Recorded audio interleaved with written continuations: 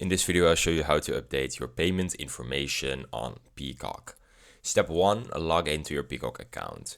Open your browser and go to the Peacock website. That is www.peacocktv.com.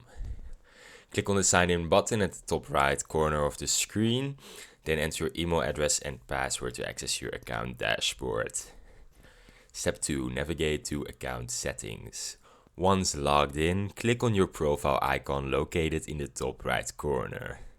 From the drop-down menu, select Account Settings to open your account management page. Step 3, update payment information. Under the billing section, locate the payment information option. Click on the Edit button next to your current payment method. Enter your updated payment details, including your credit card number, expiration date, and of course, your CVV code. Step 4. Save changes.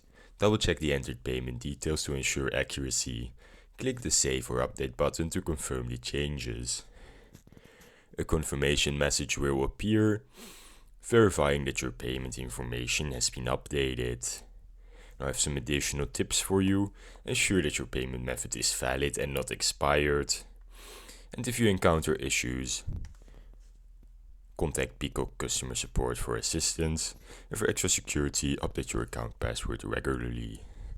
And that's how you update your payment information on Peacock.